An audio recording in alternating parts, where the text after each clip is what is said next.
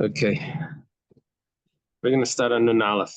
That's 51a. See that? 51a. We're going to start by the Amar Mar. We thank Hashem that we're able to learn Torah every day. It's close to our learning. We should have the base of English. Okay, for Shleima, for everyone that needs, and the hostages be returned and safely. And for the English eternal adventist. Isn't the yard site? His yard site is, I think, times estimate. Oh, and tunnels have and the Nishmas. Tunnels have been seen. Yard site's Tainus Esther. Okay. 1 month.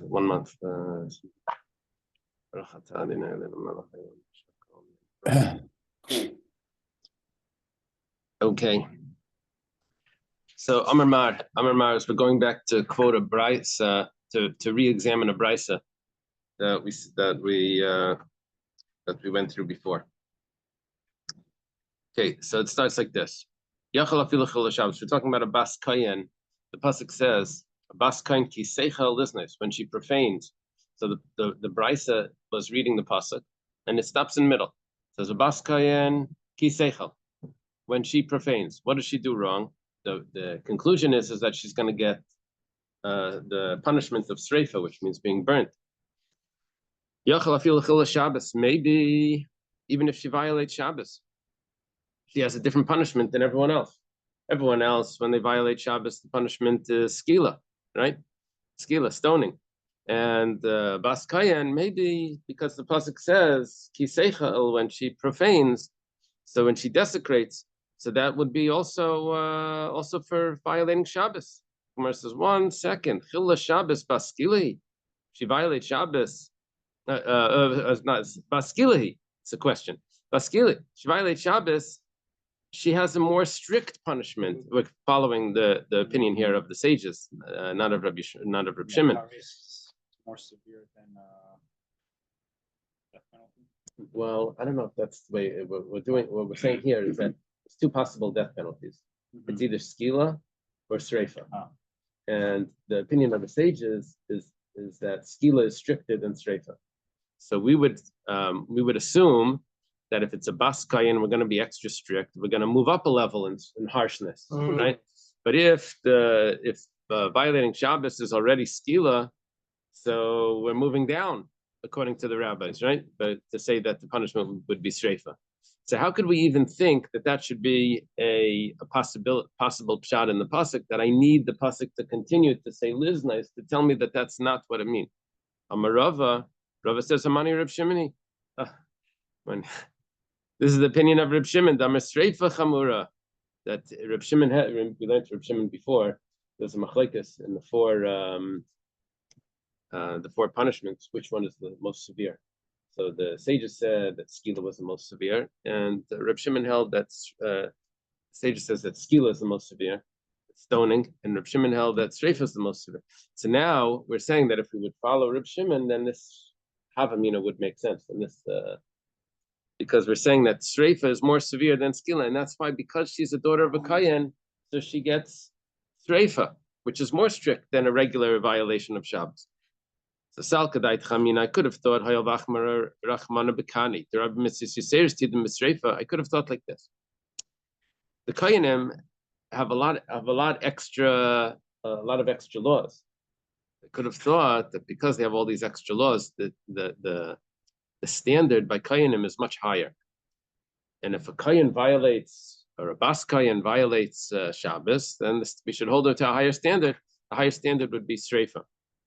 So Kamash Malan, so that's why the pasuk continues and says, Ki seichel liznais, she profanes, but in a promiscuous way, not for violation of Shabbos. It's only znus that requires the sreifa. The Gemara asks now, Maishna minei didei. Why would I make a difference between a bas kayan and the kayan himself? You see, coming out over here, that the Gemara is thinking that a bas kayin should get sreifa. What is that? The rabbi, Bas kayan would get streifa. But what about a kayan? Why would we think there's a difference? So look at this logic. Salkadait chamina could have entered your mind to say iu. The ishtayele Shabbos, him, they, that Shabbos becomes permissible. Lagabe avoda. In other words, we see by actual men kayanim that there are certain times that Shabbos is pushed off by men kayanim. They have like this leeway when it comes to service in the temple. There's things that push off Shabbos. So I could have thought that we're not going to be extra strict by an actual kayan because he has a certain leeway with Shabbos. But it's a bas kayan that doesn't work in the temple that we are going to have to be strict with her about Shabbos. Given the layashtaya Shabbos legabah, since we never permit Shabbos by her, a matidim b'sreifim. That's why we're going to be extra strict over here. So in other words, we're going to be stricter by a kayanim in general because there's extra laws by kayanim. What about the men kayanim? Why are we strict with them? Because they have a special leniency. So we're going to be left with the strictness is only on the bas kayan, only on the daughter of the kayan. And we would think that maybe a daughter of a kayan that violates Shabbos should get the stricter punishment according to Reb Shimon, which is sreifa. Mashmalan comes to tell us, the pasuk comes to tell us that it's not talking about violation of Shabbos where she gets sreifa. It's talking about znus where she gets sreifa. Okay, that's the first line of the brisa. Yachal afilu pnuya. Now the brisa continues. Said that it's znus, that's where she gets her promiscuity. That's where she gets sreifa. She gets that more severe punishment. Maybe even if she's not married, and she has relations with outside of being married, maybe she should get this more severe punishment. What would the punishment be for a regular person?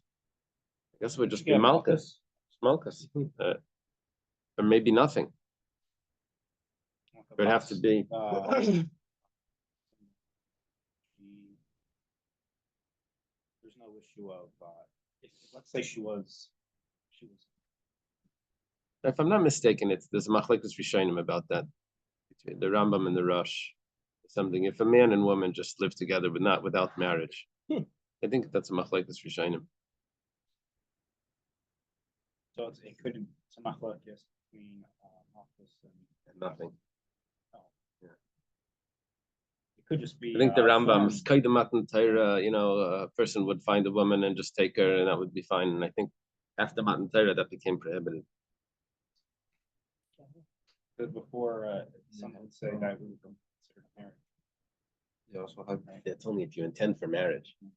If you intended to be marriage, then that would be a different story. Then if you intend for marriage, then that would be one of the ways of marriage. Let's say we're not intending for marriage. They had the other thing that there was the women that weren't married, but they still had children. Oh, a pilegesh, a concubine. Yeah. Yeah, so he'll bring up this point. What about the concubine? So that goes into the same category. We don't find concubines later, except by the kings. It's only by the kings we find concubine. I'm mistaken. We do. We have the pilegesh begiva. He wasn't a king. That's after Matan Torah. So we do find concubines. I don't know how the other Rishonim are going to learn that. Okay, so the Gemara says maybe even a non-married girl should get sreifa. The Gemara says, no, it says znus, and znus is referring to marriage. Kid Rabbi Lazar, like Rabbi Lazar says, he says. See, there's halachas about who a kayan is allowed to marry. Kayan can't marry a divorcee, right? Can't marry a halala, right? A woman that was came from a relation with the kayan to someone that was permissive, someone that was prohibited. And another halacha is that a kain can't marry a zaina. A zaina would be translated as a prostitute. Now, who goes under that category? Who goes under that category? So we say, according to Rebbe Lazar, any girl that lived with someone that wasn't her husband goes under that category. It would be very strict. That would restrict a kayan from marrying any girl that had a relations before. Isn't a prostitute a Kadesha? I don't think this zona is the zona as we use it in modern terms. Right. But in the term of who the kayan is prohibited to, Rabbi Elazar's opinion, maybe it's Rabbi Eliezer, it's probably Rabbi Eliezer. Rabbi Eliezer's opinion is that pani abala pnei shleif shemishas asal zaina. It's very strict. We would say, like in the way we view it today is that if a woman had relations with a non-Jew or someone that she was prohibited to, then she would become a zaina. Then a kayan can't marry her. But any single Jewish person, we would say is not a zaina. This is a very strict opinion. Okay, whatever the case is, we could have thought that maybe, according to Rabbi Eliezer, that this would include even a single girl that has relations. She should get the punishment of streifa because it says liznais and he calls that znus. So Aimer Avia Elahitzias Kaladam. Okay, 1 second. Where the brisa itself continued and it said that it's not considered znus unless it's a woman that has a zikas baal, an attachment to a husband. Why? How do we get that? Because it says avia by a nara marasa, a girl that's betrothed, and it says avia by the bas kayan. Just like over there, the girl that's betrothed it says the word avia, and she's betrothed. She has a zikas baal. She has an attachment to a husband because she's betrothed. So too by the bas kayan, it says the word avia. We're going to apply to it also that there's a zikas baal only when there's an attachment to a husband. It says, now the brisa continues and says, maybe the word avia was coming to tell us that she had relations with her father. Not the word avia in the pasuk tells me that asavia hi mechalelas. She's profaning her father. She's profaning her father. The Gemara later is going to tell us that means that people were going to curse the father, cursed is the one that has a child like this. I mean, also if she made her father look bad. She makes her father look bad. That's the idea. But the brisa is using this to say asavia hi mechalelas. Maybe it means that she has relations directly with the father. And it says like this, Elamai neo, so what would that mean? Shezin samei avia, that she has relations with her father. My yeri bas kayan. Now, what's the halacha if a father has relations with his own daughter? Wouldn't they change also the punishment? It's Sreifa. It's the same punishment. So we're left with the same punishment. So now the problem is, why is it just a bas kayan? My area bas kayan, afila bas Yisrael nami. Why are you telling me that a bas kayan gets streifa? If a father has relations with his own daughter, there's also streifa, even if it's a bas Yisrael. Yeah. So why do we need a special pasuk of bas kayan to tell me this halacha? It says Damarava Amali Rabbi Yitzchak Bar Avdumi Asya Heina Heina Asazim Azim. Okay, there's a way that we get to this. It's this little complication that has to do with, doesn't say clearly the daughter. If a person has relations with his daughter, it says by there's one pasuk that's talking about the daughter of his wife, and then there's another pasuk that talks about. They have it translated as with a father, not with her father. They have But it means with her father. That's it. The first one it says with her father. Oh, with her father. Okay, but then the Gemara explains what does that mean? It means with her father, right? My neo. Gemara says, what is that referring to? So, what we need to do over here is we need to connect the granddaughter to the daughter, because it doesn't say clearly the daughter, by a girl that was born from this man, but not from his wife. It's called Basa Nusasai, from a woman that he raped. It doesn't say clearly a daughter there. So we learn from a Gzeira Shav, it says Hena by one pasuk, it says Hena by another pasuk. Just like over there, it's referring to the daughter. So too over here, it's also referring to the daughter. And then it has another pasuk that says Zima, and Zima that's referring to by a mother-in-law, by a mother-in-law. If he has relations, if a person has, over there it says the word Zima, and Zima is referring to is the mother-in-law, the Sreifa. So too, and it says Zima by the daughter. We're going to learn over there that there's Sreifa as well. So we're going to learn that there's a punishment from if a father has relations with his own daughter, that the punishment is going to be Sreifa. Yeah, that's how it goes through this. Oh, so that's our question. So why do we say that it's only by a baskayan? It's much more than a baskayan. It's by every girl that has relations with her father, the punishment straight. So it says it's necessary. It's necessary to say specifically by the baskayan. Kasal kadait chamina could have entered your mind to say kra lafuki midirava, that the pasuk is excluding what Rava says. That I could have said that the whole that Rava's Gzeira Shava of Hena, Zima, that tells me that a daughter has Sreifa. You learn it this way, right? That whole complication.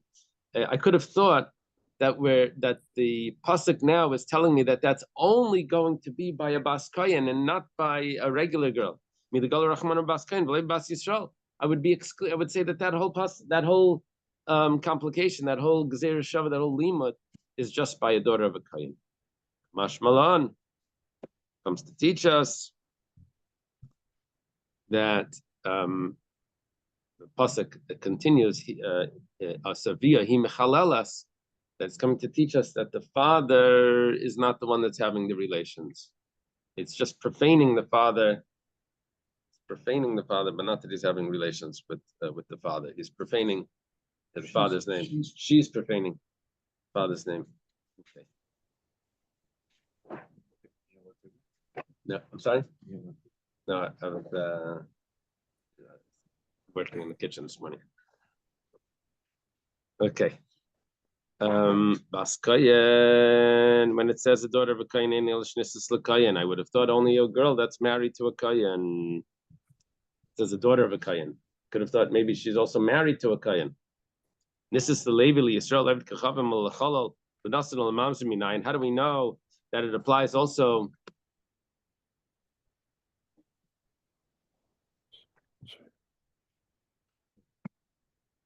You're missing out on the chocolates. You're just gonna have to sit here next time. So how do we know that the same halacha applies if a daughter of a kayan is married to a Levi or a Yisrael? In other words, it's not married to a kayan. Maybe someone had the other gersa kuti to a chalal, but to a nasin. So that tribe that's supposed to be married into the people of a mamzer, or to a mamzer. This is all types of people that she shouldn't be marrying. Well, not she shouldn't. Well, either she's definitely not considered a kohenes at this point because she's not eating truma in any of these cases, even if she's allowed to marry them like a Levi or a Yisrael. But and she's allowed to marry a halal. No problem with her marrying a halal. A kohen man cannot marry a halala. But she's Baskai, and she has no restrictions on that. But whatever the case is, she's not eating truma at this point. So Talmud Laimar, the pasuk says Basishkai, and that it doesn't matter who she's married to. We go after her birth certificate, not her marriage document. Birth certificate says that her father was a kayan. She gets straight. Apple pish ain't a kayanis, even though right now she's not a kayanis. The Gemara says, what were we thinking? We thought she's not a baskayan because she gets married to someone. That's going to change her status as a baskayan. Besu, and also midi kayanis l'kayan ksiv. Does it say in the pasuk that a kayan, the kayanis, the kayan marries this kayanis, and that's like, where do we come up with this that we should even think this? Sal kadait chamina could have entered your mind to say kiseichel liznais.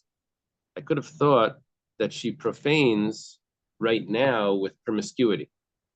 Amar Rachmana, that's what Hashem says. I could have thought that only if she's becoming profaned right now, and now she's can't eat truma.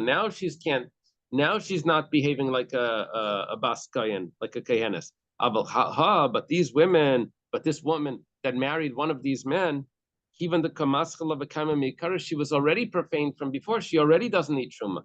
Could have thought maybe the halacha doesn't apply to her. Not from the word bas kayan.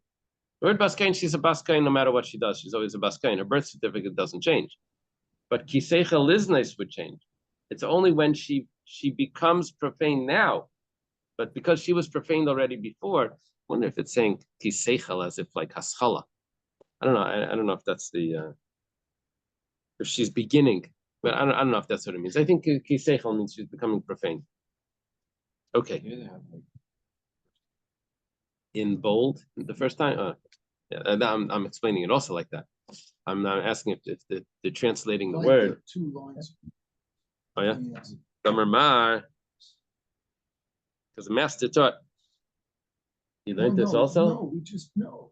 But first we go words Jumping from ahead. now. No, and then the sentence you just read, she profaned from before. The Lord does not apply. I could have thought that the law doesn't apply. Gomer Mar, right? Because the master taught Baskayan Kisila Ishzar, a Baskayan that marries a stranger, even Shnivel Apostle. Once she's married to the someone that's apostle, she becomes apostle. Levi Yisrael Nami. If she marries a Levi in Yisrael, it says also V'shavel B'sivya Kinara. After they die, she returns to her father's house. Obviously, while she's married, she doesn't need shuma. So Ema, I could have said like Didin B'Sreifa that such a woman shouldn't get Sreifa. Kamash Malan. Pasuk tells me. What does the pasuk say?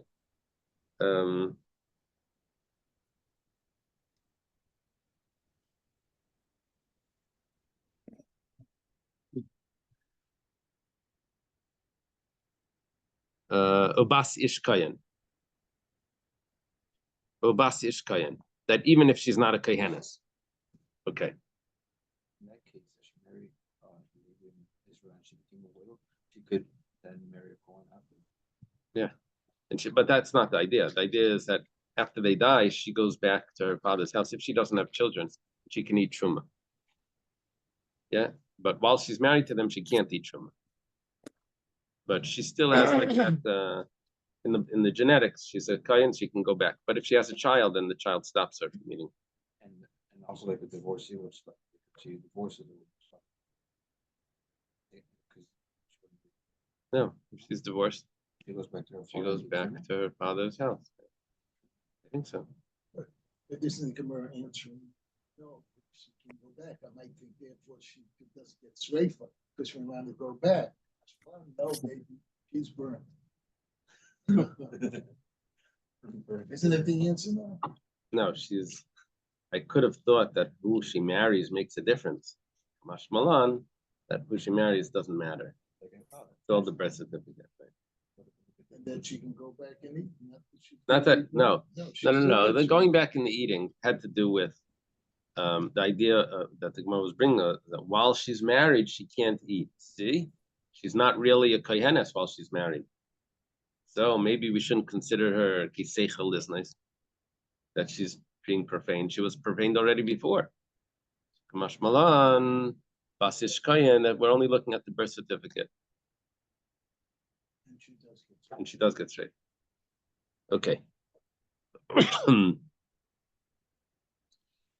like Reb Meir, this doesn't fit with the teaching of Reb Meir. Tanya was taught in a brisa, Bas Kayin Shnisel Yisrael. A Bas Kayin gets married to a Yisrael. V'achla truma. She wasn't allowed to eat truma, but she ate truma. Mishalemes es a keren veina mishalemes es a chaimesh.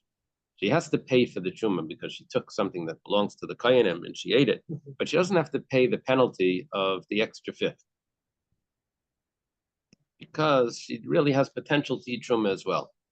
She just temporarily can while she's married. Misasa b'sreifa. However, if she commits adultery, she gets streifa, even though she's married to a Yisrael. Nisis lechan min apsulim. If she's married to someone that's puzzled, that makes her not a kohenes, mishalem is karen v'chaimish. Now she can never go back to eat truma. She becomes profane. She can't eat truma. And misasa bechenek. And if she commits adultery, she gets strangulation instead of streifa.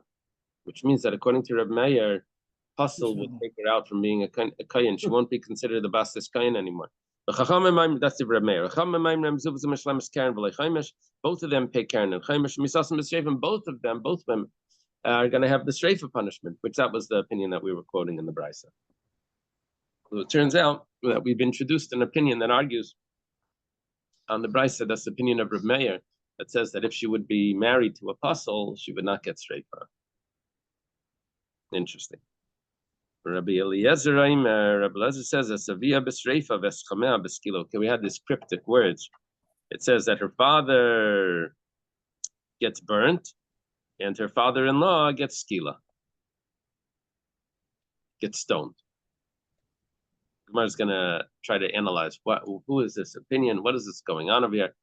Did they actually sin? Like, what happened there? What's okay? My esavia v'eschamea. What are you talking about when you mention the father? When you mention the father-in-law? Maybe what happened over here is, what did we say? With her father, she gets streifa, burnt. Maybe it means she has relations with her father. What's the halacha if a man has relations with his own daughter? Streifa, burnt. It fits. What's the halacha if she has relations with the father-in-law? Beschamea, mechamea. The halacha is skila. If a father-in-law has relations with his daughter-in-law, the rule is skila. That's stoning. So this fits perfectly. The only problem is, why is this a bas kayin? This is a halacha by everyone. My area bas kayin fil bas Yisrael nami. Bite b'streifa kalasi b'skila. The rule is that the daughter, if he has relations with his daughter, he gets streifa, and if he has with the daughter-in-law, he gets skila. This can't be the pshat. Ela savia, rather, you're gonna have to switch the pshat. Well, adjust it. What does it mean savia with the father? Savia, when she's under the father's domain. Now, we're not talking about a single girl. We would be talking about a girl that's betrothed, that she's still in the father's house. Before the marriage, she lives at home. She's betrothed, so it's like engaged today. She has a husband, but she's not living in his house yet. So she's Birshus Avir. She's under the father's domain. Birshus means domain. It also means with permission, right? Right. And Birshus means in the domain. The base is in or with. Birshus Avir. In the father's domain. Veschamea, Birshus Chamea. And then what would it mean, Chamea, her father-in-law? That would mean in the father-in-law's domain. What would that mean? Nesua, when she's fully married. And now we're going back into that complication that we had before, that what's the halacha what's the difference between a arusa and a nesua when it comes to this? We had a machlekes between Reb Shimon. It's good. We had a machlekes between Reb Shimon and the Rabbanan.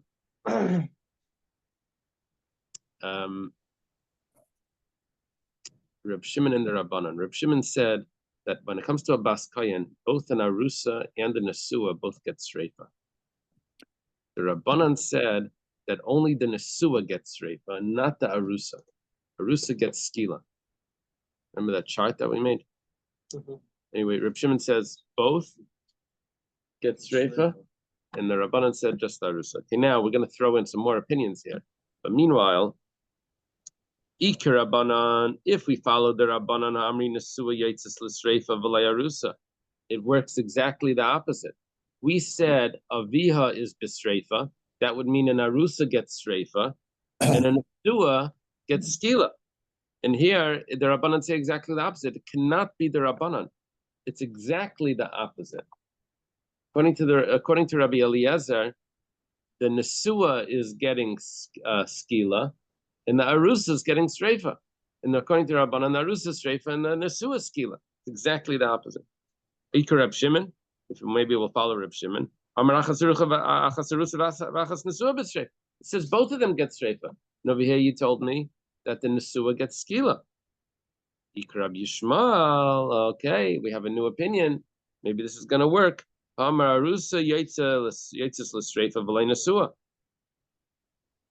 says that the Arusa, you see, Rabbi Shmuel's opinion is exactly the opposite of the Rabbanan. He holds that the Rabbana, that the Nesua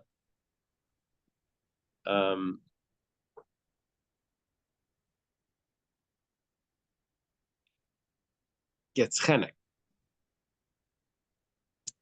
and the Arusa gets streifa. We mean it's a new chart for Rabbi Shmuel. He switches it around.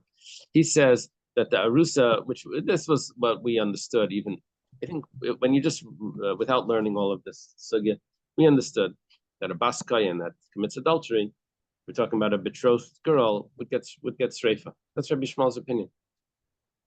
If she's married, then she doesn't get streifa. Then she gets every married woman gets. She gets chenek, right? Adultery, married woman, chenek. And that was same with the baskayan. That's Rabbi Shmuel's view.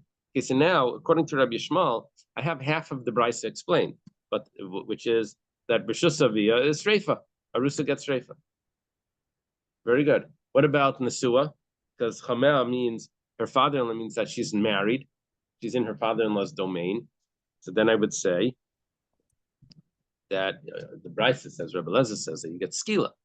But according to Rabbi Shmuel, it's supposed to be chenek. That's Chamea cheneku, should be chenek. So it doesn't fit because half of it doesn't fit. So we don't have an opinion that would match with this Rabbi Eliezer, any way of explaining what it means. The father streifa, the father-in-law skila. We don't have a way of explaining that, matching it with any opinions. How did they strangle? No, they we'll see in the Mishnah later that they pulled the rope on both sides.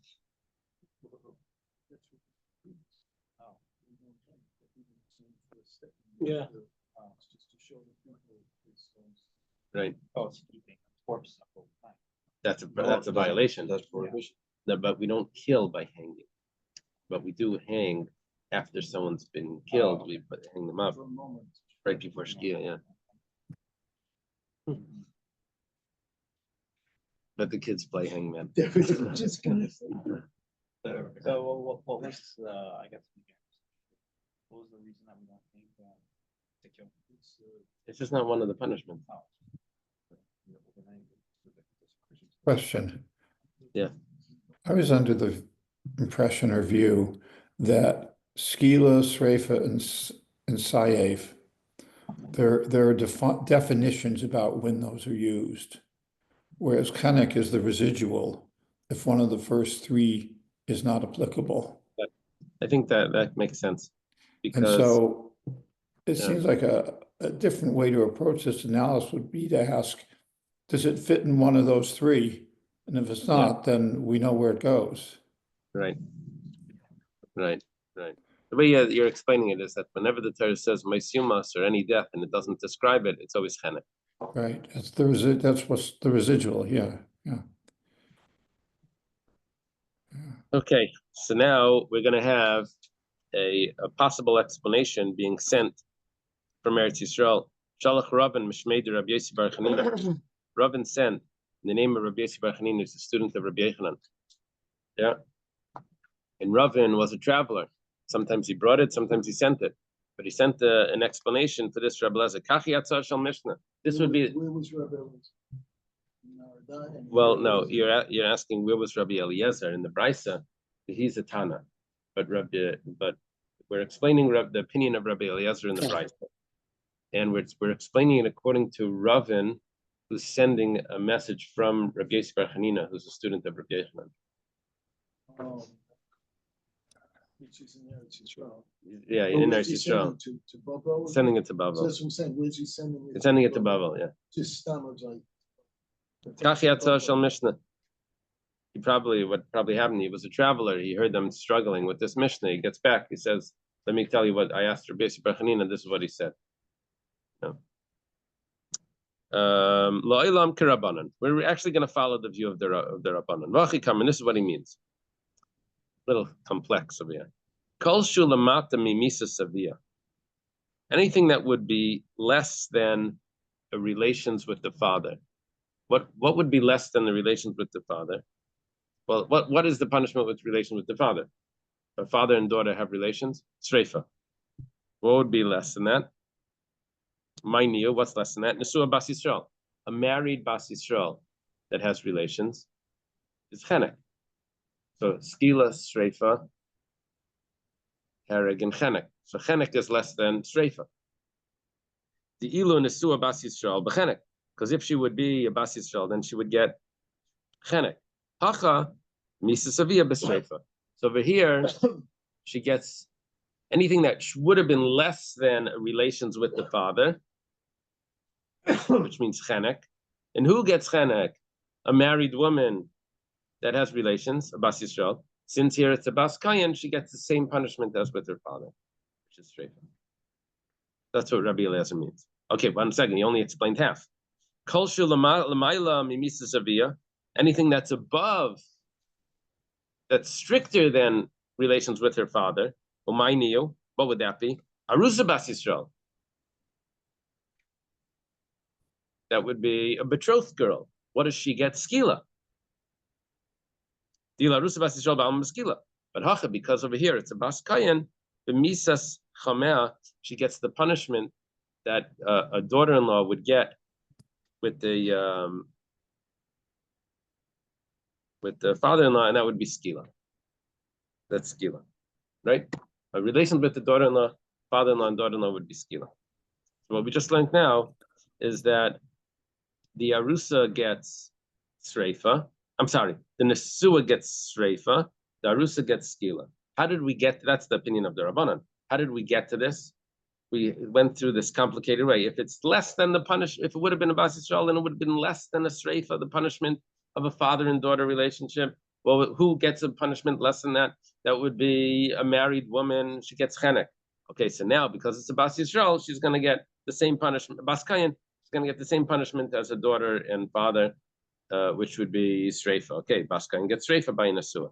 If it would be more than a stricter punishment than a father and daughter, and who gets a stricter punishment than a father and daughter? Father and daughter sreifa. Then it would be an arusa Bas Yisrael gets skila stricter than sreifa. So because now it's a Bas Kayan, she's going to get the same punishment that you get with a father and a father-in-law and a daughter-in-law, which is skila. So here the results are we're equating in the With end, the they both Rabbanan, get the same thing. But No, not they both get the same thing. Betrothed gets skila, Bas Kayan, and a married gets sreifa, Bas Kayan. That's the opinion of the Rabbanan. How did we get to this with this complicated way of saying stricter and lenient? And Is it like a cover home? No. No. Maskefler Rabbi Yirmiyah, take a look at this. Midi lamaila lamata ktani. Where did you come up with this? It says in the Brisa, anything above, below, stricter, lenient. This, all of this is all, throwing in other stories. You're like superimposing a whole other story onto this few words, which it doesn't say anything about that. Elam Rabbi Yirmiyah says, the Olam, we're going to have to explain this differently. Olam Rabbi Yishmael. Really, it's the opinion of Rabbi Yishmael. V'hachi kamar means the following. What does Savia mean with the father? It means B'shus Savia. It means she's an Arusa. Doesn't mean with the father. It means under the father's domain. It means Arusa betrothed. And she has relations. So she's going to get Bisreif. Beschamea, what does it mean? Her father-in-law. Mechamea. We're going to divide it up. Half of it means domain. Half of it means with. If the relations were with the father-in-law, then that would be the skila. That explains it. B'chol adam, if it would have been anyone else, then it would be b'chenek. If she's married, nesua. B'chol adam. Yeah. Now the problem here is.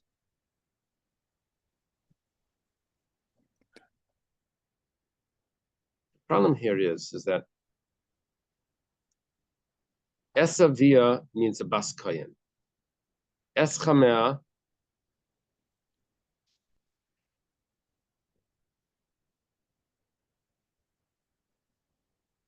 means anyone.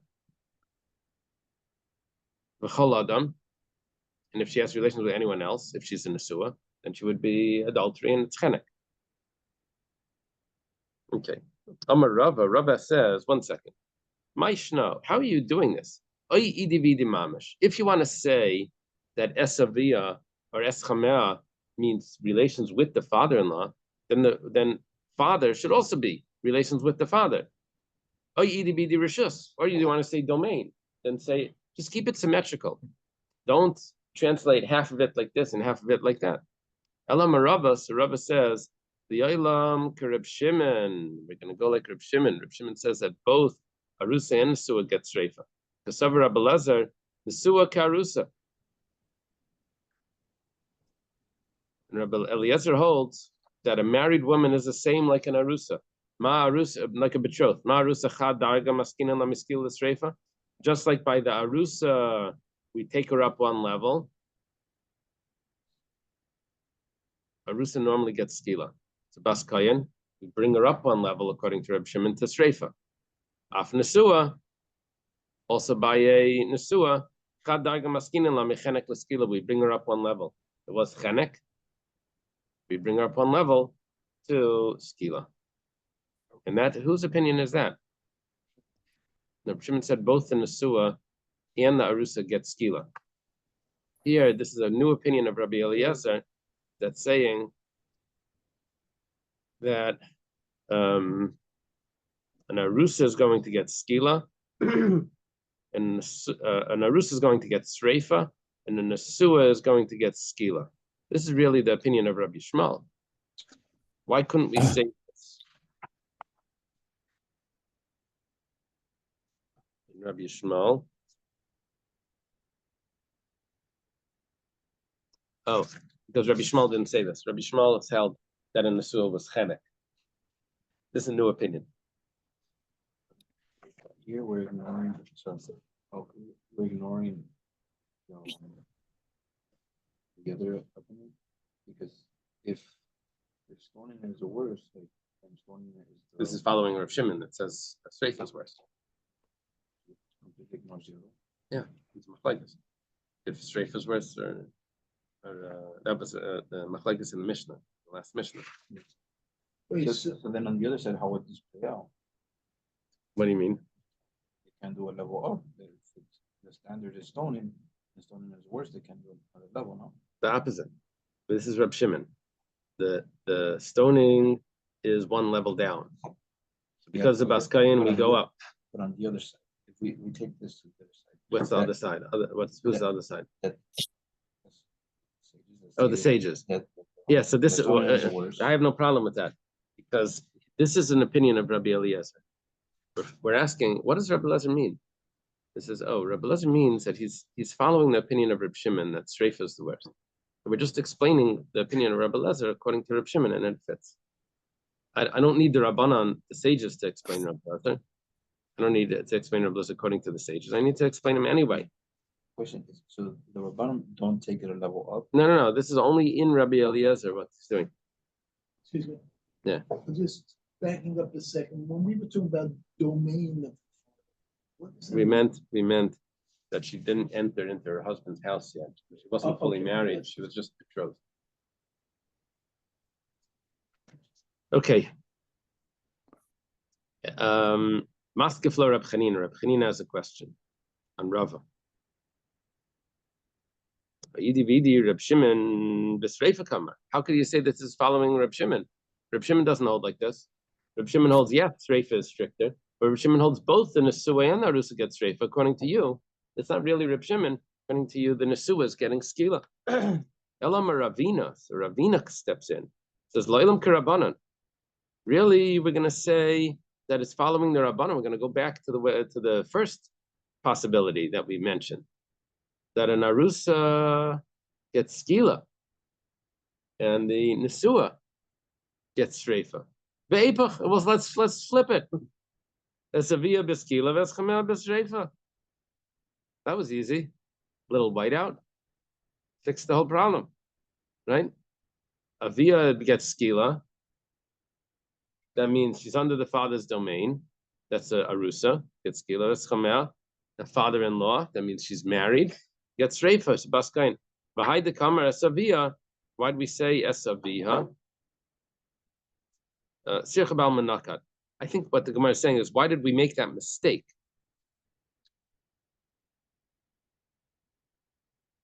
How do they translate over there? Behind the kamar esavia. And the reason Rebbe Lezer expressed himself with the ambiguous phrase "with her father" instead of stating more clearly that she is betrothed. Oh, okay, that's what it means. Tzircha bal manak is merely because he latched on to the phraseology of the verse expounded by the Tanakama. Since the Tanakama. Okay. Okay, fine. Okay, take a look at this. Amar Rav Nachman, Amar Rabba bar Ravu, Amar Rav. Nachman says in the name of Rabba bar Ravua, in the name of Rav. Halacha kedeshalach Ravin mishmei de Rabbi Yosef bar Chanina. The way that we're going to explain Rabbi Eliezer, the halacha is the way we're going to explain this would be the way that Ravin sent it from Rabbi Yosef bar Chanina, where he said anything that's above and below goes up a level, goes whatever. It goes like the father-in-law, same punishment as the father-in-law, same punishment as the father. Okay. Amar Yosef. Yosef comments on this Rav Nachman statement. He says, Hilchasal Mashiach. What are you telling me? Halachas when Mashiach comes. Mashiach comes. Well, whatever the halacha is going to be, we'll find out then. Amalei Abaya. Abaya says, why you want us to drop the whole Zvachim? We shouldn't learn any Torah about the Karbanos, because when Mashiach comes, we'll figure it out then. Ella, drush for Kabul Schar. We learn the Torah not because it's relevant.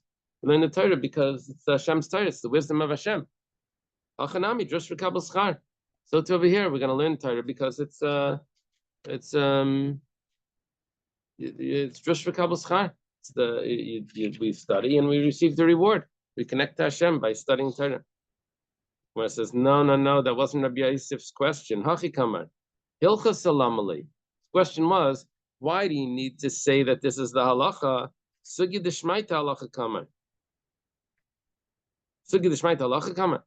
If you're just explaining a phraseology, you don't have to say the halacha is like this. The halacha doesn't change. There was no halachic change over here. All we did was explain. We had a bunch of ways of explaining what Rabbi Eliezer held, but none of them changed the halacha.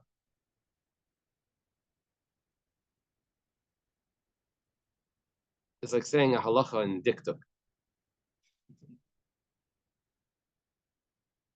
There's diktuk rules, and then there's exceptions to the rules. And you can make up any rules and make exceptions depending on how many exceptions you want. You can change the rules, right? Like in English, I before E, except after C. There's more exceptions to that rule than the rule contains. So yeah, in diktuk you can make a rule. You say, oh, but that's the rule. That's the halacha. There's no rule. You don't have to say halacha about this. However you want to do it, you do it. You can explain it this way, explain it that way. Okay. Well, okay. That was Rabbi Yosef's surprise on Rav Nachman's statement that the halacha is like Ravin. Okay, my Rabbi Shmuel, we mentioned in passing the opinion of Rabbi Shmuel that he held that the Arusa gets Reifa and the Nesua gets Chenek, right? The Tani was taught in the Brisa. If a daughter of a Kayan profanes with promiscuity, we're talking about a young girl that's betrothed. You say that it's talking about a Nara, a young girl that's betrothed. Maybe it's talking about a married young girl. Talmud Leimer. Because it says, if a man lives with his friend's wife, they get the death penalty of strangulation. Both the paramour, is that the word? Paramour? Paramour? Both the paramour and the adulteress. Adulterer and the adulteress. How do you say the woman paramour? Okay, Hakol Haya B'chlal Nefesh. Originally, anyone that commits adultery gets this punishment, which is chenek, strangulation. However, if she's a rusa, if she's not married, then she's going to get skila. If it's if she's married, it's chenek. If she's not married, it's going to be skila. Baskayan b'streifa. And if it would be a baskayan, then she's going to get streifa. Now he explains. Paramour is. Oh, really? It says here, derogatory, especially adulterous woman. Oh, a paramour is the woman. Well, how do you say the man? Oisfor. The French. Here. I got fire on it.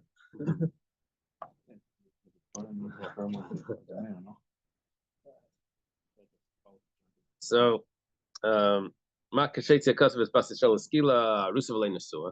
when did we take out of the category from chenek to Bas Yisrael and say that instead of getting chenek, she's getting skila? We were talking about an arusa, a betrothed woman. Also, when the pasuk takes out the bas kayan, it's also talking about an arusa, not a nesua. Okay, that's his. So in other words, the nesua is going to get the regular chenek, even if it's a bas kayan. But the psukim that say an arusa gets a different halacha, that's for a bas Yisrael, and the pasuk that says that a bas kayan gets a different halacha, that's talking about an arusa. It's used both. Okay. Then the Brisa continues. When it says that if there were witnesses that were conspiring witnesses, that other witnesses came and said that how could you say that there's a halacha? We were with you in another place. So then that goes under the category of kashizma kashizamam. Okay. Now in this category it says zaymamel ubayala.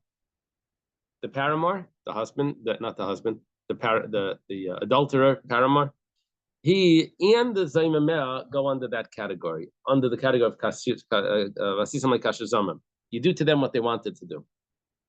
Gemara says, 1 second. Well, with the paramour, what does he have? What does it mean kashazamam? What he conspired to do?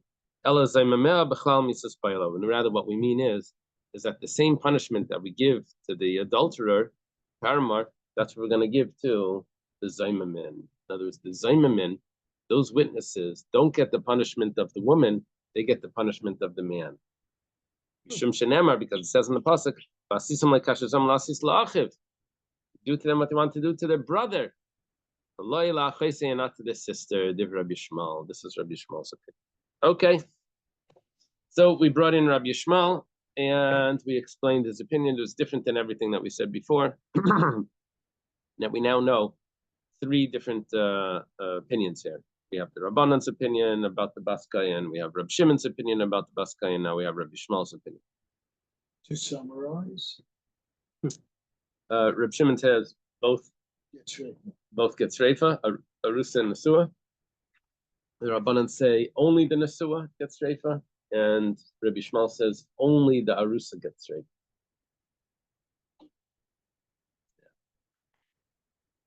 Well, Rabbi Kiva, who always argues with Rabbi Yishmael, he says like this: Achas arusa v'achas nesua yetzis l'shreifa.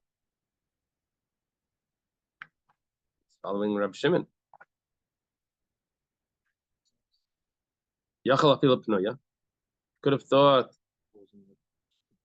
Shimon is a student. Very good. Yachal afilu pnuya could have thought that this applies even if she's not married. Over there it says the father by the Baskayan. It says by the betrothed girl. It also says the father. Ma'alahalan znus imzikas baal. Just like over there by the betrothed girl, it says that she gets skila. Bas Yisrael, right? So that's talking about that she has an attachment to a husband. Afkan znus imzikas baal. Also by the Baskayan, it's talking about znus with zikas baal, where there's an attachment to the husband. It means not if she's a single girl. Amle Rabbi Shmuel. Shmuel says, Rabbi Akiva, you're learning a Gzeir Shava from Avia. You're learning that if she has to have a Zikas Baal, so the Baskayan also needs to have a Zikas Baal, an attachment to a husband. Take it further. Why don't you say that it's referring to when she's a Nara, only when she's 12 years old?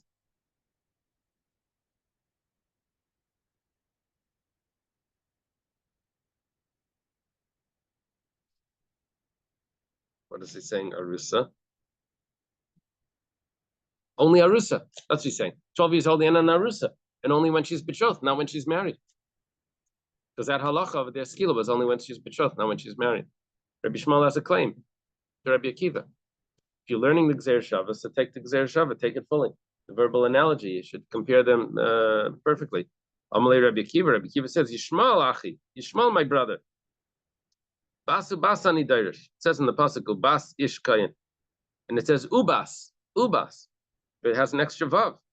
What's the extra vav coming to include? Coming to include another category. It's coming to include also a nesua.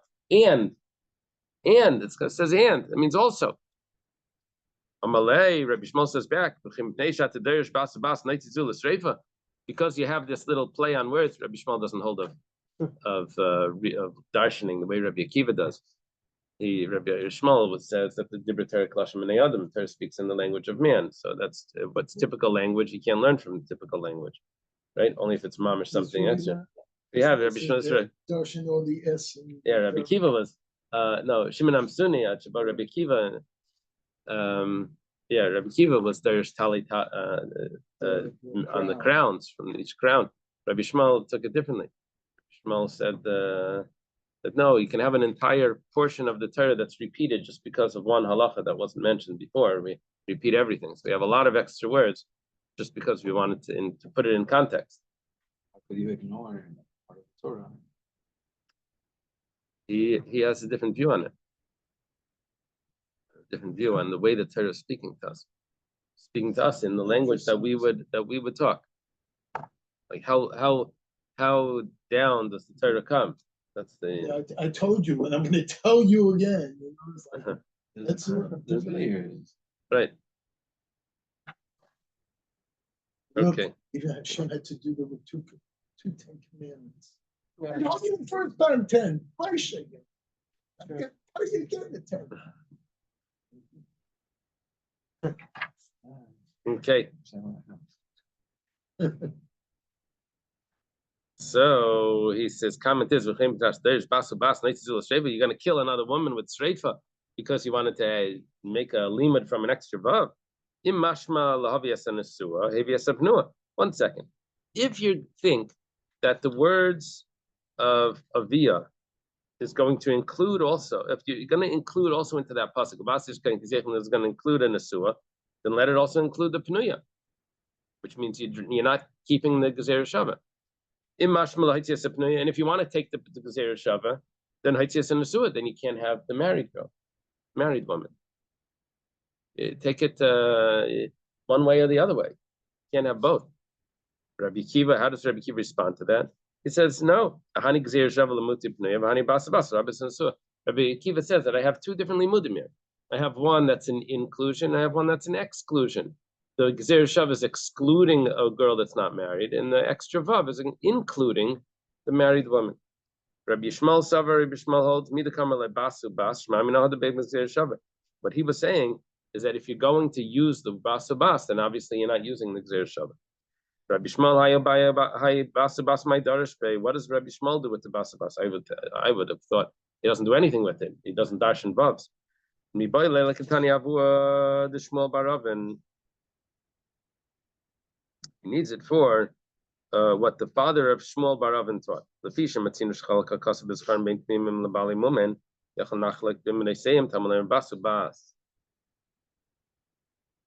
It's like this. Could have thought that there's a difference between a kohen that has a blemish and a kohen that doesn't have a blemish. Are they allowed to do the service in the temple? They could have thought that maybe based on that, there's a daughter of a kohen, and the kohen himself is missing a limb. He has a blemish. He wouldn't be allowed to do the service. Could have thought that maybe the same way that we make a difference between the kohenim if they have a mum, we should also make a difference between the daughter of a kohen when the father has a mum. I think it's referring to the father having a mum, not referring to the daughter. It doesn't say it clearly, but Would there be any difference if the coin was born with? Rashi learns it's the daughter of the daughter doesn't have the mum. It's the kohen that has the mum. His daughter doesn't have. It's not a profaning that father that has the mum. Sorry. No, there's a whole bunch of halachas. Not necessarily. It could be even things that happen later. So the pasuk tells me ubas, and that's coming to include that any kohen, even if they have a mum, their daughter, that kohen's daughter, even if the kohen has a mum, is still going to have the same halacha as Shreifa. Rabbi Akiva, what does Rabbi Akiva get this halacha from?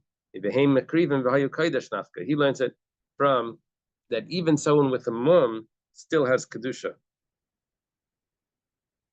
They can't go to a cemetery, even a kohen that has a mum. He can't do the service, but he still has halachas of a kohen. Rabbi Shmuel, why can't Rabbi Shmuel learn from that? Why does he need a bas? If he would learn from Mehei Makriv Ma'ayukaidus that they retain their holiness, I could have thought that the fathers retain the holiness, but the daughters don't. The daughters of such a kohen don't have a problem, and they can't commit adultery. But if they did, it's not streifa. So Kamash Malan Basu Bas, extra vav teaches me that the daughter also has the same halacha as a regular daughter of the kohen. They eat truma, they just don't serve in the temple, and they can even eat karbanos actually. They just can't serve. Okay, Rabbi Yishmael. Does that mean you have to take your father's table?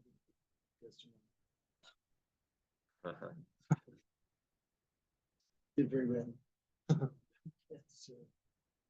Rabbi Yishmael, his way of understanding this whole concept was based on a mamatzinu.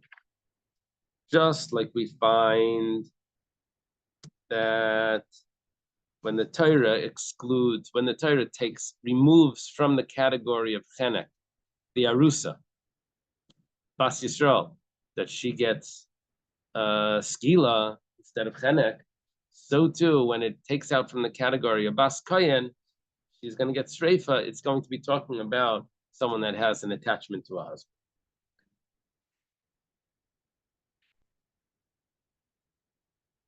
Okay, and arusa v'lei nesua, only an arusa and not a nesua. Just like by the Bas Yisrael, it's what's being removed from the default category is an arusa. So too by the Bas Kohen, what's being removed from the default category is the arusa, but the nesua is going to stay the same. That's Rabbi Shmuel's view. Now, Rabbi Shmuel, hayasaviyah mechalos my darshbeit. Rabbi Akiva also had this concept, but he learned it from a Gzeira Shava. What does Rabbi Shmuel do with the Gzeira Shava?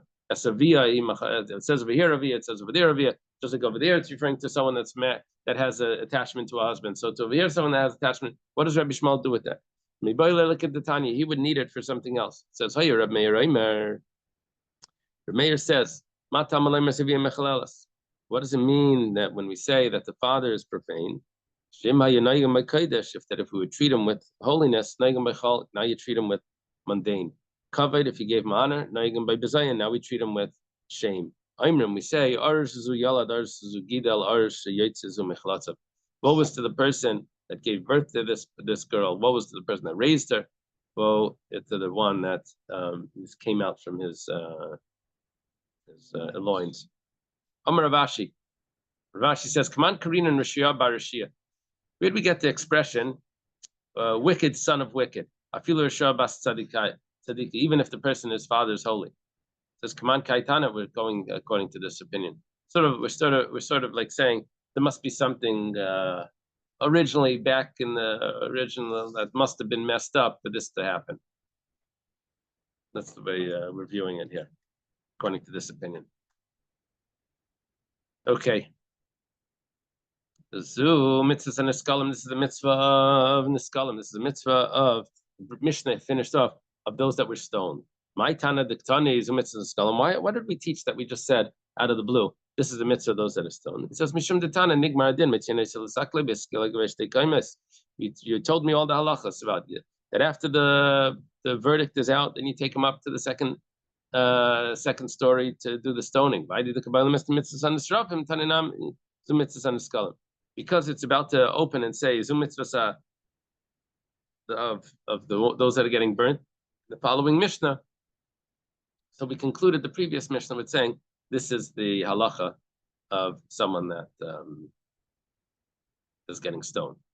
You know, the Mishnah usually doesn't have conclusions like that, but because we're about to start a new subject, so we said this is and so concludes the halachas of the skull. Okay, now, mitzvahs on Nisrafim, new Mishnah. What's the mitzvah of burning someone that is deserving? They would sink him into manure, fertilizer, until his akavaisav is his knees, right? Not his ankles. They say knees or ankles. It would be head first. That's the discussion here, ankles. The Ankle. question is, was he upside down, say a tibula, so he's really buried?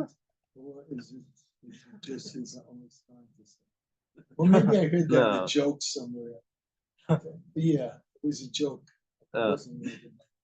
The guy said, help me, I'm down to my ankles. I said, yeah, plenty of time. No, I'm upside down. That's funny. Oh my gosh. Naftali, get on your motorcycle. Did you hear come that? to see. He says, you hear that, Rabbi Naftali? He says, I'm up to my ankles. Help me, help me. Oops. It says that you got some time. You heard it. Okay. Okay. So, nice and sudar kasher v'latei haraka. What happens now? The reason why they would sink him into his knees is so that he shouldn't move. It'd be sunk into his knees, like the kids in the sand. You know, the kids go to the beach. They like dig themselves in. They can't move. So nice and sudar kasha. I don't know why specifically zevel. Zevel sounds like you're degrading him, right? You can do sand, you can do other things. Doesn't have to be zevel, but I'm not sure. Nice and sudar kasha techaraka. They want to hold something around his neck, and they want to pull, not to strangle him, but so that he opens his mouth wide. Could they use that maybe so he wouldn't like try to like jump on, so he wouldn't try to push himself into it? Like, What do you mean? What are they doing? if they use sand instead of manure, like the person will be like more like likely to pull himself forward, backwards, and try to get out of it.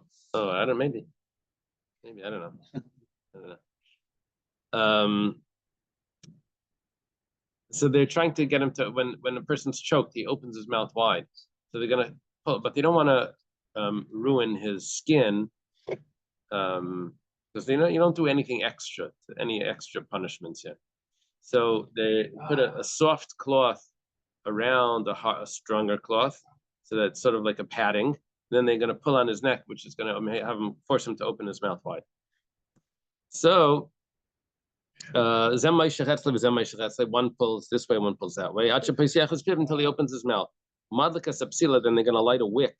And they're going to throw it into his mouth. The Gemara is going to say the wick is lead. Yeah, that's what it says over here. The Yeredis Teichmeyav, it goes into his stomach. The Chimeris is Pnei Meyav, and it scorches his insides. Rabbi Yehuda says, this is, you may end up harming him and killing him just from the what's it called? Just from pushing pulling the strings, the ropes. So Ella Pesach Piv B'tzvas, rather they open his mouth with the pliers, like not like against his will, tongues.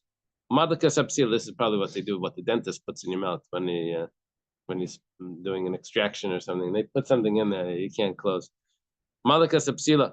And then they light the wick, and the same thing, it burns his insides, scorches his insides. Amar Rabbi Elazar ben Tzadok, Rabbi Elazar ben Rabbi Tzadok.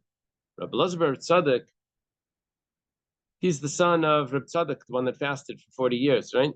He says, Maisa, he says he remembers a story, there was a Baskayan that committed adultery. The Kifua Chaveli Zamaris V'Sirfua, they surrounded her with twigs, bundles of twigs, and they burnt her. No, that's not what we said. We said that they poured lead in the throat. Amrulai, they said to him, that's because they made a mistake. That wasn't an expert Bezdin. I was going to say that was a Bezdin of Tzedukim. Okay, my Psila. The Gemara starts off with saying, what does it mean that it was a wick? Amar Rav Masna, Rav Matana. Rav Masna says, Psila Shalever, it's a wick of lead. Minalan, how do we know that? It's lead. Asi Streif from Yadas Kaira. Well, and Minalan means, how do we know that we're burning him from the inside and we're not burning his whole body? It's not one of these burnt at the stake, right? It's not one of those. How do we know that they're pouring hot lead in his inside? So it says, Streif from Yadas Kaira. We're going to learn from Yadas Kaira. There were 25, I'm sorry, not 25, 250 men. Get some coffee. 250 men. Where did you get the coffee? Oh, you went downstairs. Oh.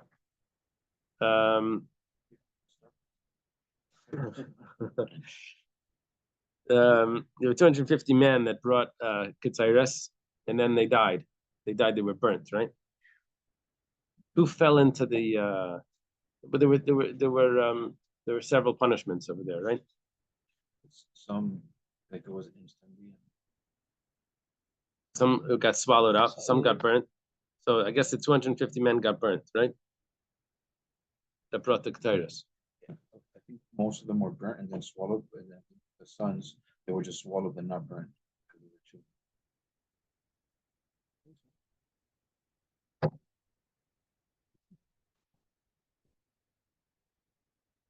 Okay. Malan Streif is number of Kaim, just like over there. They were only inside their soul got burnt. That means they lost their life, but the body was still intact. Afkan Streif is Neshama of Kayam. Also over here, when it comes to it says Streifa over here that they do burning, the body's intact. It's just the inside life that gets burnt out. Rabbi Elazar Rabbi Elazar says we're gonna see there's two opinions here. There's Rav Masna and Rabbi Elazar. Both of them are Amiraim. Rav Masna is a student of Shmuel, and Rabbi Elazar is a student of Rabbi Yochanan. So both of them are second generation Amiraim. He says we learned from Bnei Aaron, the sons of Aaron, the two sons of Aaron, Nadav and Avihu, Malal and Streifa, Nesham v'Govkaim. Just like over there, the souls were burnt out, but the body was intact. Avkan, also over here, Streifa and Nesham v'Govkaim, the body's intact. They're not burning them at the stake. Mandi Alach Me'adas Kerach Minali, the one that learns from the congregation of Kerach. How do they know this? The fire pans of the sinners, of these sinners that sinned with their souls. What does it mean, their souls? Their souls were removed, but the body was still intact. Well, it's interesting the way the Gemara is doing this, because it says, it's not saying that their bodies are, it says they sinned with their soul, but we're understanding that it's only the soul that was punished as well. That's the way we're understanding it. Nishmas. Right. Nishmasan nisrefes. The soul gets burnt out. But that's how we killed. Oh. So that they still look, because we don't destroy bodies. Right. V'idach, the other opinion. Also, it's a mitzvah to bury the. You don't want to burn them before. I guess you would burn what's left. Okay. V'idach, the other opinion. Who's streifa mamashi? The other opinion says, in other words, Rabbi Elazar, he says that no, they were actually burnt. What does it mean with their souls? They were deserving of death. Sorry? They were deserving of death because of that. The Chumash is just going to quote this Gemara. That Chumash only quotes the Gemaras.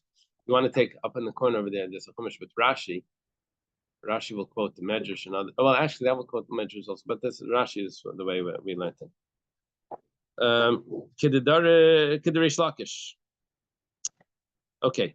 So the other opinion says not that their souls were burnt, but that souls were sinned. The soul sin. Kiddush Lakish. This means with the flattering of those that drinking types of food, he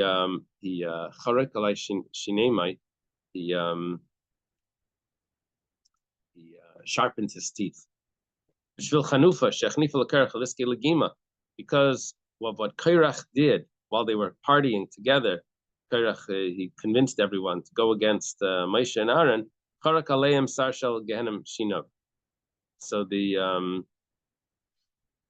the Sar Shel Gehenim, the minister of Gehenim, sharpened his teeth. What does this mean? What does this have to do with this kind of Shesam? Because they were involved with bringing food and drink into their bodies. And it's like they were involved in things that kept them alive. I'm sorry? They were indulging. That's his skin of Shesam. They were indulging. Okay. Umandi Al from the Aaron Minalo, the one that learns from the sons of Aaron, which is the opinion of Rabbi Elazar, right? That's Rabbi Elazar ben Pedas. How does he understand it? It says, they died. It says they died. Now, the way someone dies is this body doesn't disappear. The body's still intact, and the person died. So Musa, they died, means that the souls departed, but the bodies were still intact. What does the other opinion say? Why doesn't he learn from Me'aran? No, that means that they were burnt. Why does it say Musu, that they died, which looks like that the bodies are intact? It says the aschul behu migavoy ken misa, because it started from migavoy, from inside, but then they were burnt. But then they were all totally. It started from inside, right? Migavoy, from inside, as if it would be a regular death, but then they were burnt. The Tanya was started in the Brisa. Rabbi Yosef ben Distay said, "Shnei chut in shalish yasim beis kedush hakadashim." Two strings of fire came out from the kedush hakadashim. Nechnakul arba, and they divided into four. V'nichnasu shnayim b'chayt mishal zev, shnayim b'chayt mishal zev v'sarfam. And two of them went into this one's nostrils, and two of them went into that nostrils, and they burnt them. Oh man, that's exactly what the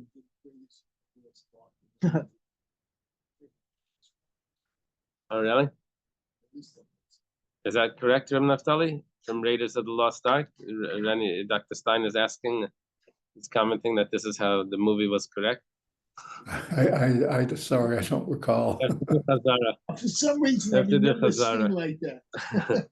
This is just not of an Avihu, isn't it? Yeah. One second, the pasuk says, it says, and that it consumed them. And because it says them, it's excluding something else. What do you have over there? You found where it says the punishment? Show me the...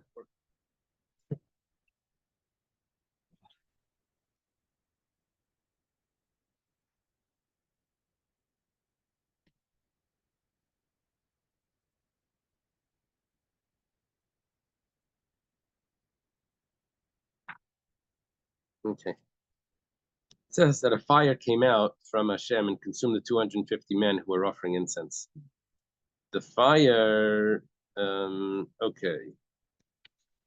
Now, Rashi over here explains who got swallowed and who was...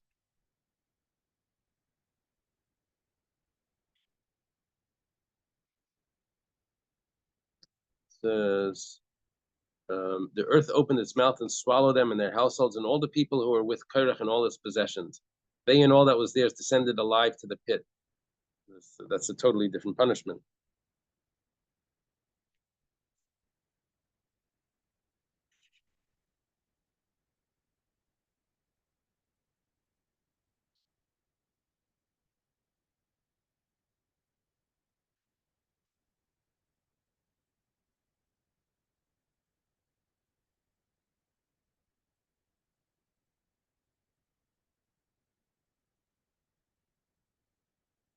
Where's that Rashi?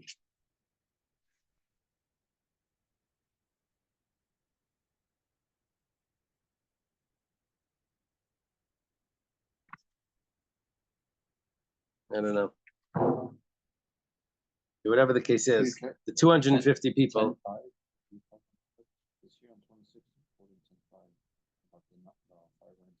That's in Leviticus. Okay. So consume them. It's saying only them and not something else. The Gemara says that just means that the clothing wasn't consumed. You have to go. Okay. Let's learn from Paramanis Rafin. Let's learn from the sacrifices that were burnt. There were certain sacrifices that were burnt. And Malahal and Shrefa Mamish, Afghan Shrefa Mamish.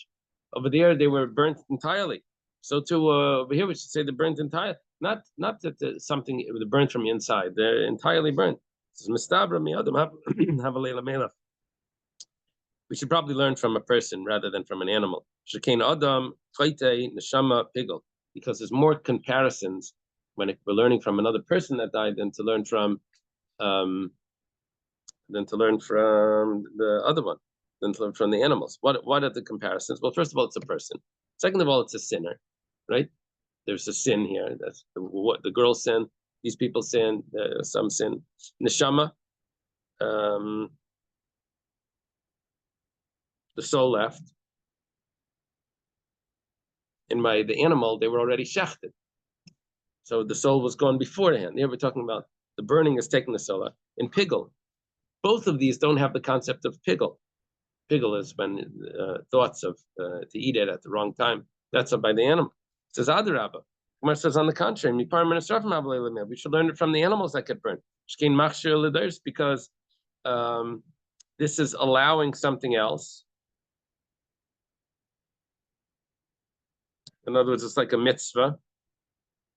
We're doing something, right? We're burning the animals. We're carrying out this punishment. And also it's for future generations. The stories that you told me, the Rebbe Lazar and Reb Masna are saying are all from previous, it happened in the past.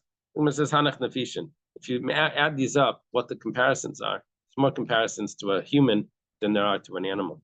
Mandi Alaf Me'adas Kairach, the one that learns from Adas Kairach, which that was the opinion of Reb Masna. My time Eliyahu from the Aaron, why doesn't he learn from the Aaron? He says, from the sons of Aaron, why doesn't he learn like Rebbe Lazar? He says, who's straight from Amashavoy? He says, because that was literally being burnt, the entire body was burnt. So it says, so why doesn't he hold that that's how we do it? That we should burn the whole body. You have to love your fellow as yourself. Even when it comes to the death penalty, you have to give him an easier death. So then why do I need a Gzer Shava? If Rav Nachman says you always choose the easier death, then of course you're going to do the lead, not to burn the whole body. Start what it's going to burn. Start with his feet. It's going to be pain and all of that. Lav Gzer Shava, not for Gzer Shava. Mina Streifas Neshama v'Gufkayim. Lav Streifi. I could have thought that maybe that wasn't fulfilling the obligation. Lav Streifi Klal. So I wouldn't have known. I need the Gzer Shava to tell me that it's considered Streifa, and now in this itself, I have to learn that. I do it the easier way. I could have thought that maybe means that I have to make it the fire very hot and throw in a lot of wood. So that the lisref agel means quickly. Agola, hashta ba'agola. Agola means quickly, right? Now quickly. In Hebrew, but in Aramaic. Okay, Kamash Malon, it comes to teach us that no, it's only burnt on the inside. This comes in because we happen to mention Nadav and Avihu. Moshe and Aaron were walking. Nadav and Avihu were walking after them. And everyone was following them. Nadav says to Avihu, when are these two elders going to die? And we'll take over the leadership. Wow. And that got caught on video. There were the informers in the tribe. No, that's Dasan and Avihu. Yeah. That's someone. This is Nadav and Avihu. It was a quick change. Sounds alike. No, we were just talking about the other one. No, we didn't mention those other ones. Nadav and Avihu were Aaron. Those and Avihu were the bad guys. Uh-huh. We were talking about Nadav and Avihu that brought the strange fire. Aaron's sons brought the strange fire. Hashem says, "Nira mi kavers me." Let's see who buries who. Amar Papa, Haina Damri Inchi. This is what people say. Nefishi Gamli Sabi. There's many old camels, the Tini Mashchi, the Hugni, that have leather of the young ones. Hugni is the nursing ones. In other words, the young they're using. I'm not sure what the leather is doing for them. Maybe it's like a saddle or something, but they're using the deceased young ones to saddle the I think leather. it's just an expression that the old guys are outliving the young. Yeah, the old guys are outliving, right? They don't make them like they used to. That's true. Also, the young people are more reckless. They do things that are more dangerous for their lives. The people were more concerned to take care of us. Nice. The older people already went. Yeah. And they've done that. At least you'll be getting more social They already What we got- pay in, you they won't already get as got much more. back. Amar Rabbi Lazar. Spending- Lazar says, "Lama Talmud Chacham Daima Lefnei Amaretz." What's the view of a Talmud Chacham in the eyes of an Amaretz? We're mentioning this because we're talking about what Kairach did to the sages. There are 250 sages, heads of Sanhedrin, very significant. So it says, "B'tchila daima l'kisin shel zav." Originally, it compared to a golden jug. Siper himenu.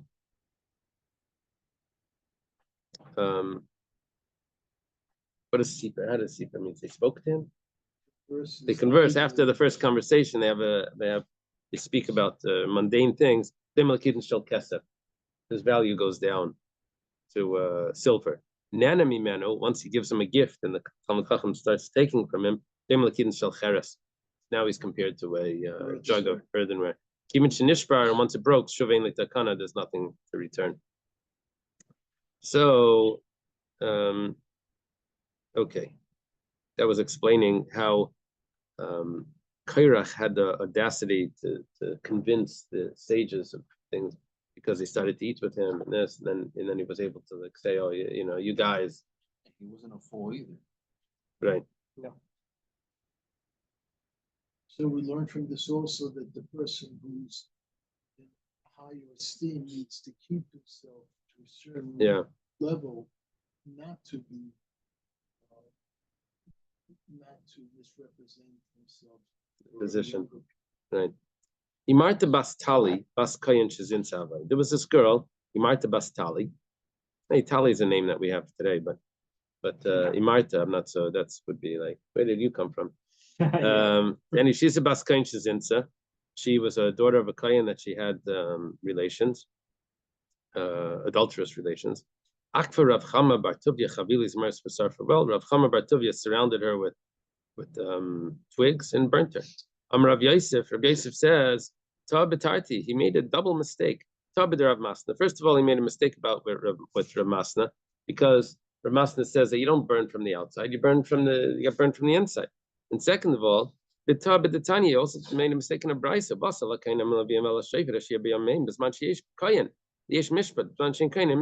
There's no base of Mikdash.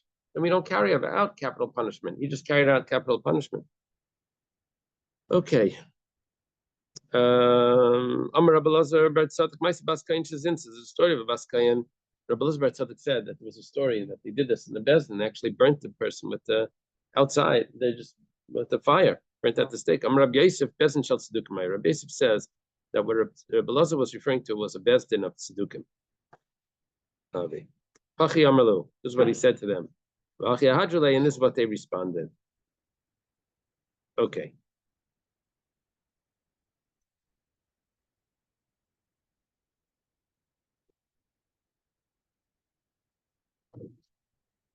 Okay, now this you have to do this as a surprise. It says Hachi Amalu Vachi Ahadri. Is this the conversation, and is this what they responded? Vahatanya. But there's a brisa that says the following: Amar Rabbi Lazar Bar Tzadok. Rabbi Lazar Bar Tzadok said, "Zechronik k'shiyisi tinik." I remember when I was a child. I was on my father's shoulders. And they brought twigs and they burnt her. They responded to him, Katana Yisa, you were a child. They may be in Rhyme and a Katan, and we can't prove anything from that. So now we're asking, what was the story? Was the story that he was a child? Was the story where they told him that they were tzedukim? It says there were two stories. Well, the Gemara says Hayam Liberation. Which one was first? If you want to say that this one was first,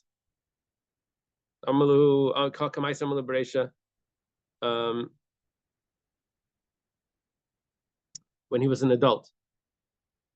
When he was adult, they told him that you can't bring a proof from that because that was a bezdin that made a mistake. So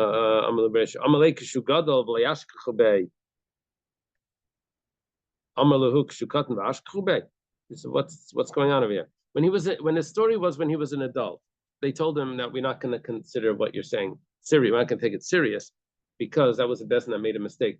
So he says, well, guess what? When I was a child, I also had a similar story. When I remember less, or when I was less, trustworthy, I had a similar story. That's how it's going to work. That now he's trying to prove to them from a weaker source. Rather, he said the story as a child. That he said first. And they said to him, Katna Yisa, you were a child. We can't prove from that. And he said to them, Kshugadol, that when he was an adult, and then they responded, you can't trust that because that was a bezdin that was making mistakes. That was a bezdin of tzedukim. Okay, let's leave it over here.